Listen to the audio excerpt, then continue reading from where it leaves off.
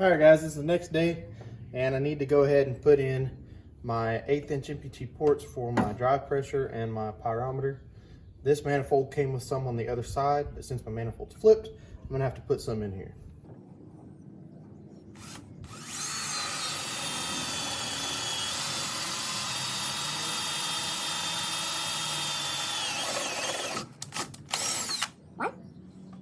That's for the EGTs, I want it close to the center. The drive pressure, I can put just about anywhere.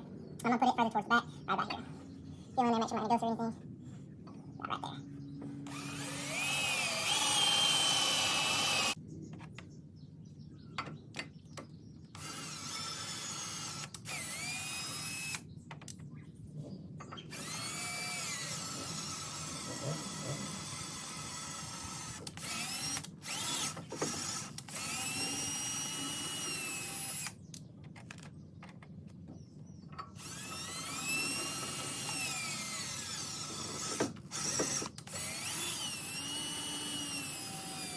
One down. One to go.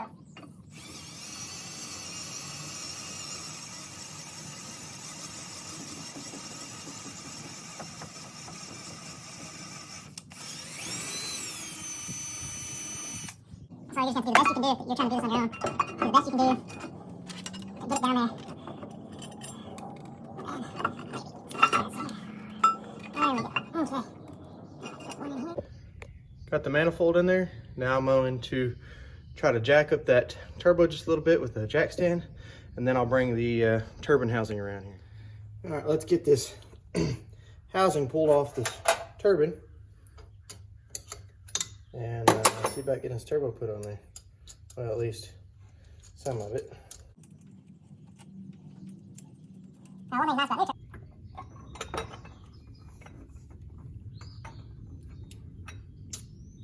There it is, all nice and brand new. I'll leave that right there. I'm gonna put this back inside the truck. Okay, I just tried to test fit it, and I know I got to cut about 1 inch off the back of that hot pipe, and I'm gonna go ahead and do it with a grinder because I don't have a Sawzall here with me, so at least I can get it started, and then if I have to go get the Sawzall, I will. But we're gonna do it this way, and don't judge. You gotta do what you gotta do sometimes. I've got all the important holes covered up, and we're just gonna get after it here.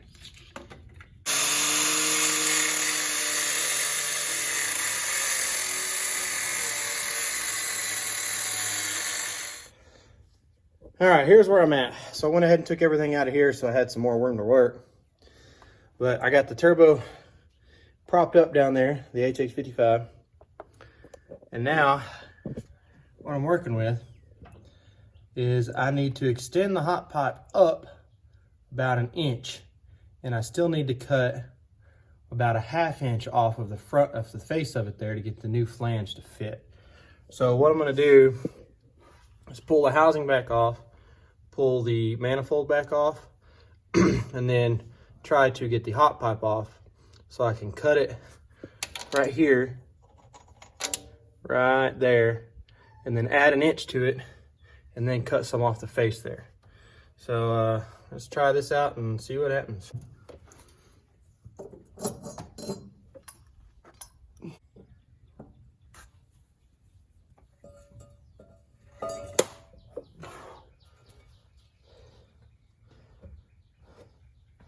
All right, now we're down just to the hot pipe. I'm gonna try to get that unbolted and then go from there.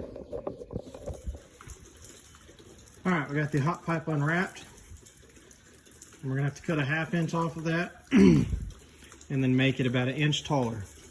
Now, for those of you who haven't built a hot pipe for a truck, for a Cummins that's gonna go in a Ford, you see how the flange, so it sits in the truck like this, and the flange has a dog leg, it's about a 35-degree angle.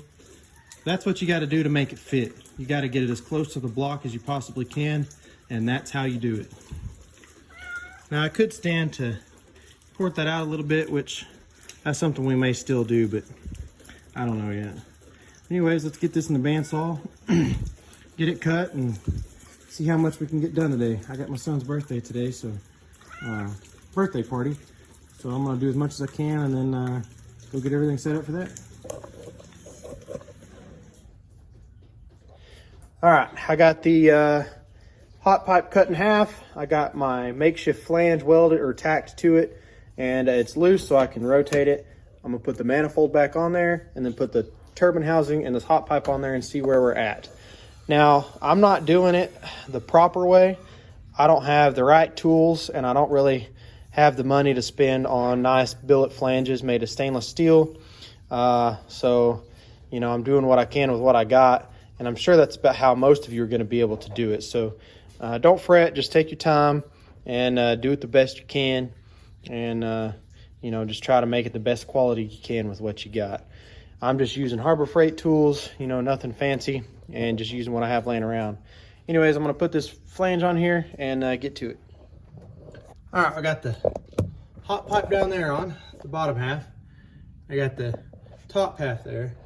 Now, just gotta fill in the gap. So it's about a 2.5 inch gap, and gotta put a little dog leg into it to make it work. And then after that, we're gonna be on the home stretch. But unfortunately, I ain't gonna be able to finish today. I'm gonna get that piece cut and tacked, and then I'm gonna have to bring home my good welding hood so I can finish weld it, and then go ahead and start finishing everything else. All right, as you can see, I got my piece cut that's gonna fit between there. Now there's a gap on the top, but I'm gonna put an 1/8 inch gap in the bottom. And so that'll give me an 1/8 inch gap in the top so I can get good weld in there. You don't wanna butt it up close because that means you ain't gonna be able to get a very good weld. So this way, when I squeeze it together, I'll get an 1/8 inch gap on each side, and I can get 2 good passes around each side, and then we're good to go. So I'm gonna bring the welder over here and try to get that sucker tacked up.